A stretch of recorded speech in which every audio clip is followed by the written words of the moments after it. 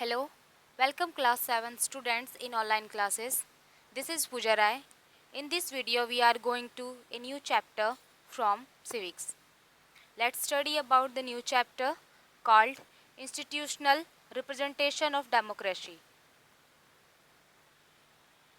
You all may have read about the democracy in previous classes. You must have read about type of government, democracy, elections, etc. Previous class means class 6 में आप सभी ने democracy क्या होती है इसके बारे में पढ़ा था। इलेक्शन कैसे हेल्ड किए जाते हैं, इलेक्शन क्या होते हैं इसके बारे में भी पढ़ा था। टाइप ऑफ गवर्नमेंट्स पढ़े थे आप सब ने। टाइप ऑफ गवर्नमेंट्स यानी ये 3 तरीके की होती थी, local government, state government and national government. Class 6 में आपके जितने भी चैप्टर्स थे सिविक्स में सब लोकल गवर्नमेंट से रिलेटेड थे। लोकल गवर्नमेंट की जितनी भी प्रोसेस होती थी सब आपने स्टडी किया है।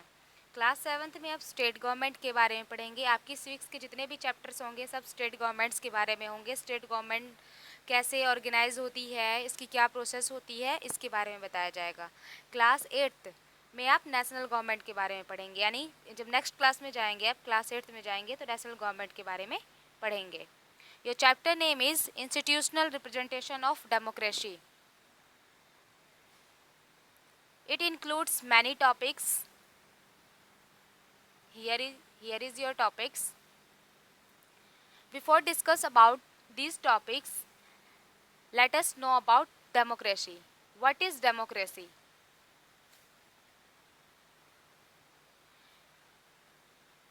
Democracy is a form of government in which the rulers are elected by peoples. Democracy government की एक ऐसी फॉर्म होती है जिसमें लोग ही क्या करते हैं, अपने शासक को चुनते हैं। यानी कि गवर्नमेंट लोगों के द्वारा ही बनाई जाती है और लोगों के लिए बनाई जाती है।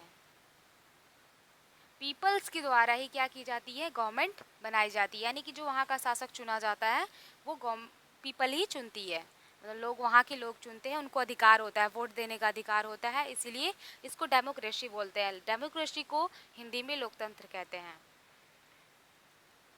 नाउ जैसे मैंने अभी पहले बताया कि आपके चैप्टर में बहुत सारे टॉपिक्स हैं, तो आप इन टॉपिक्स के बारे में जान लीजिए।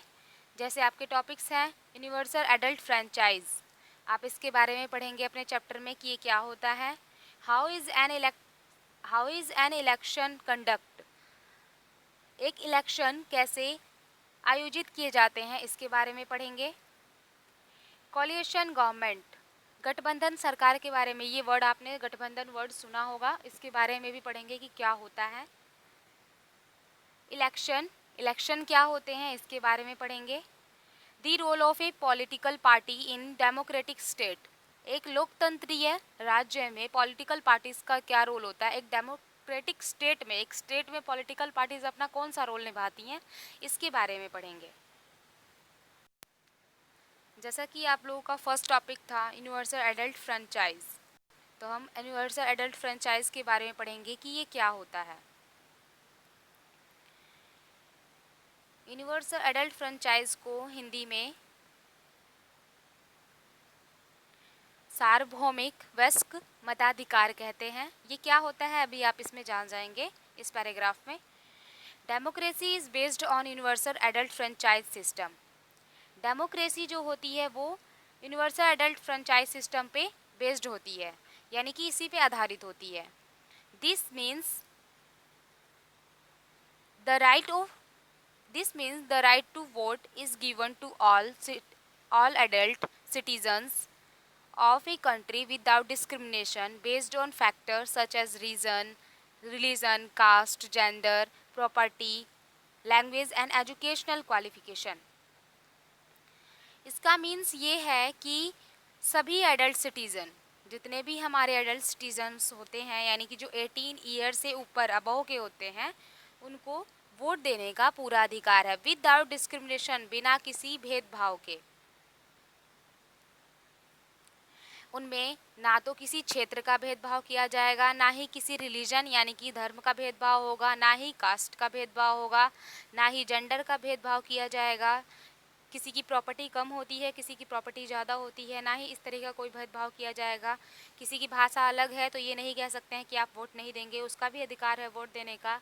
एजुकेशनल क्वालिफिकेशन, अगर कोई पढ़ा लिखा ज़्यादा है तो भी वोट देने का अधिकार है, अगर पढ़ा लिखा कम है तो भी उसे वोट देने का पूरा अधिकार है। The value of the vote of citizen, rich और poor, literate and illiterate, man and women, और इज़ द सेम। मतलब जो वोट देने की वैल्यू है वो क्या है, चाहे रिच हो चाहे पुअर हो, चाहे अमीर हो चाहे गरीब हो, उसे वोट देने का अधिकार है। लिटरेट एंड इलिटरेट, शिक्षित हो चाहे अशिक्षित हो, उसको पूरा अधिकार है। मैन एंड वुमेन, चाहे औरत हो चाहे आदमी, उसको भी पूरा अधिकार है वोट देने का। सब मतलब सेम माना जाता है, चाहे अमीर हो चाहे गरीब हो, वोट की नज़र से सबको सेम माना जाता है। In India, universal adult franchise is the basis of representation at all level of government. Government में, या चाहे वो हमारी नेशनल गवर्नमेंट हो, लेवल्स पढ़े हैं आप सबने, नेशनल गवर्नमेंट हो चाहे स्टेट गवर्नमेंट हो चाहे लोकल गवर्नमेंट हो, उन सभी स्तरों पर हमारे यूनिवर्सल एडल्ट फ्रेंचाइज लागू किया जाता है। मतलब इसी के बेस पे ही गवर्नमेंट काम करती है। All Indian citizen who have attend the age of 18 are given to right to vote. अगर कोई 18 ईयर्स का है या उससे अपर या उससे ज़्यादा है तो सभी को क्या है, वोट देने का पूरा अधिकार है। This universal adult franchise established and ensure political equality. यानी कि ये जो यूनिवर्सल एडल्ट फ्रेंचाइज है ये क्या करता है, पॉलिटिकल राजनीति में बराबर दर्जा देता है सबको। मतलब चाहे वो 18 ईयर्स का हो और चाहे 30 ईयर 40-50 ईयर्स के हो, तो वहाँ पे पॉलिटिकल में भी उनको बराबर बराबर हक मिलता है। It secure A truly democratic government. ये क्या करती है, ये सुरक्षा करती है, सिक्योर कर देती है डेमोक्रेटिक गवर्नमेंट को, लोकतंत्रीय सरकार को। और make the government accountable to people. Make the government accountable to people, यानी कि क्या करती है ये, गवर्नमेंट को जवाबदेही भी बनाती है लोगों के प्रति। अगर गवर्नमेंट कोई काम कर रही है तो उसको लोगों को जवाब भी देना पड़ता है कि वो इस तरीके के काम क्यों कर रही है। और जहाँ जवाबदेही नहीं होती है वहाँ पे डिस्क्रिमिनेशन, वहाँ पे डिस्टेंस होने लग जाते हैं, यानी कि विरोध होने लग जाता है, मतभेद होने लग जाते हैं सरकार और लोगों के बीच में। नेक्स्ट टॉपिक है हमारा इलेक्शन, चुनाव। चुनाव क्या होते हैं इसके बारे में बताया गया है, और इन्हें हेल्ड कौन करता है, यानी कि कौन करवाता है, इसके बारे में बताया गया है। In India, election to the parliament and state legislative assembly are held every 5 year। जो पार्लियामेंट और जो राज्य विधानसभा के चुनाव होते हैं हर एक 5 साल में करवाए जाते हैं। हमारे इंडिया में हर एक 5 साल बाद इलेक्शंस होते हैं।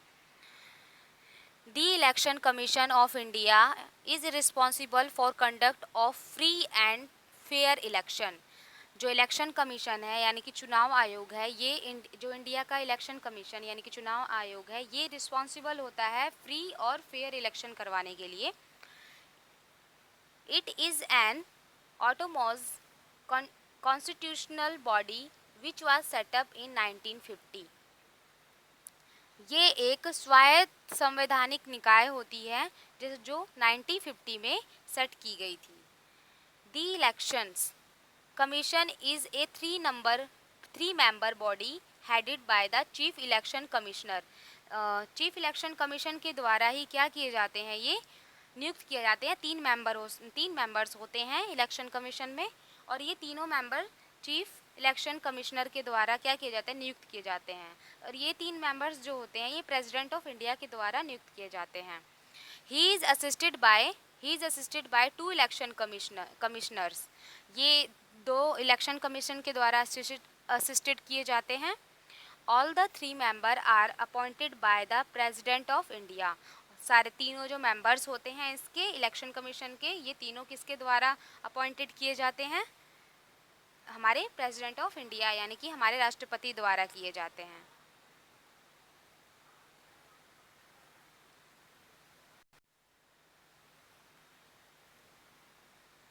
The Election Commission announced the date of election, the code of conduct to be followed by the political parties and also announced the result of the election. जो इलेक्शन कमीशन चुनाव आयोग होता है ये क्या करता है, इसका वर्क क्या होता है, जो इसके 3 मेंबर्स होते हैं इसका वर्क क्या होता है, इन लोगों का ये वर्क होता है इनका कि ये इलेक्शन की डेट फाइनल करते हैं, कुछ आचार संहिता यानी कुछ रूल्स एंड रेगुलेशंस बनाते हैं जो पॉलिटिकल पार्टीज़ को क्या करनी पड़ती हैं, फॉलो करनी पड़ती हैं, और अनाउंस करते हैं रिजल्ट अनाउंस करते हैं इलेक्शन का, जो भी रिजल्ट होता है वो अनाउंस करते हैं, कौन जीता कौन हारा. At the end of the election the commission submit A list of successful candidate. Last जब हमारा इलेक्शन ख़त्म होने वाला होता है जितने भी सक्सेसफुल कैंडिडेट होते हैं हमारे उन सब की एक लिस्ट जारी करती है ये. The candidate commission also prepare the voter list before the election take place. ये वोटर लिस्ट भी यही जारी करती है, यानी कि जो हमारे घरों में जितने भी 18 ईयर्स के ऊपर के बच्चे होते हैं या 18 ईयर्स के ज़्यादा होते हैं एडल्ट्स लोग जो होते हैं उनकी वोटर लिस्ट यानी कि जो उनका नाम वोटर लिस्ट में आता है वो यही काम करती है, ये यही करती है. इलेक्शन कमीशन के द्वारा ही वोटर लिस्ट बनाई जाती है. The voter list contain the name of all peoples who were eligible to vote. यानी कि जो ये उन लोगों के नाम यहाँ पे मेंशन करती है, उन लोगों के नाम डालती है जो भी इसके योग्य होते हैं. योग्य कौन होते हैं, जो 18 साल के ऊपर के होते हैं, जो 18 साल के हो चुके होते हैं या उससे ज़्यादा के होते हैं. The commission then issue the electoral photo identity card to all the eligible. Electoral photo identity card से इसका मतलब है कि एक वोटर आईडी होती है जो जिसको लेके लोग वोट देने जाते हैं, तो वो इशू करती है ताकि ये भी कहती है कि उसको साथ लेके आएँ सब और वोट दें. ये देख रहे हैं आप सभी फिगर, इस फिगर में आप सभी देखिए कि कुछ ये बड़े हैं, ये लेडीज़ हैं, ये प्रोफेशनल लग रही हैं, ये यंग हैं, तो ये सब अलग अलग तरीके के लोग हैं जो क्या कर रहे हैं, वोट देने आए हैं. यानी कि यूनिवर्सल एडल्ट फ्रेंचाइज में जो आपको अभी पहले बताया गया था इसमें ये है कि कोई किसी भी तरीके का हो कोई भी वोट दे सकता है, और यूनिवर्सल एडल्ट फ्रेंचाइज में वोट देने का अधिकार होता है सबको. जैसे कि आप इस फिगर में देख सकते हैं, इस फिगर में कि सभी वोट दे रहे हैं, और अभी मैंने थोड़ी देर पहले बताया कि एक आइडेंटिटी होती है सबके पास जिसकी वजह से वो वोट दे पाते हैं, जिससे पता चलता है कि ये वोट देने आए हैं, और ये आइडेंटिटी दिखाकर ही इनको वोट देने दिया जाता है. आपकी लास्ट लाइन थी The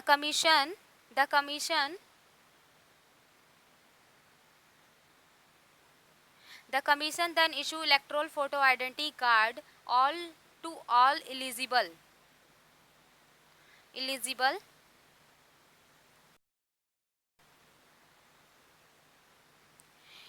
voters who are required to carry when they go to cast their vote. वो जो मैंने अभी बताया कि वो आइडेंटिटी लेके आते हैं और वोट देने जाते हैं, उनको तभी कास्ट करने मतलब वोट देने तभी दिया जाता है.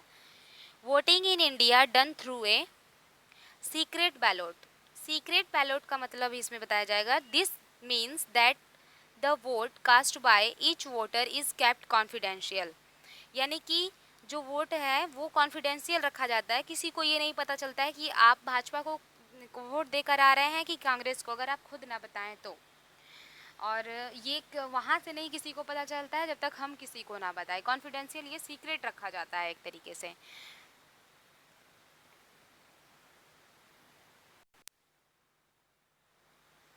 आपका नेक्स्ट टॉपिक है इलेक्शन प्रोसेस, यानी कि चुनाव प्रक्रिया. चुनाव के बारे में आप लोग पहले पढ़ चुके हैं कि किस तरह से हेल्ड होते हैं, बस थोड़ी सी इसमें थोड़ा सा कुछ बताया गया है, आप लोग जान लीजिए. India is a constitutional democracy where regular and free and fair election are held. India क्या है, एक संवैधानिक लोकतंत्र है जहाँ पे रेगुलर यानी कि हर एक 5 ईयर बाद फ्री एंड फेयर इलेक्शंस होते हैं. These elections determine the composition of two house of parliament. ये ध्यान रखिएगा, दो पार्लियामेंट के टू हाउसेज होते हैं. एक होता है the state and union territories और दूसरा होता है legislative assembly and the president and vice presidency. The presidency and vice presidency, दो हाउसेज होते हैं. आप लोग इन दोनों हाउसेज का नेम याद कर लीजिएगा. For this A notification is issued by president of India. Election के लिए जो नोटिफिकेशन मिलता है उनको, किनको? स्टेट लेजिस्लेटिव चुनाव आयोग को, वो प्रेसिडेंट ऑफ इंडिया के द्वारा दिया जाता है. और जैसे ही नोटिफिकेशन आता है वैसे ही प्रोसेस क्या हो जाती है, बिगिन हो जाती है.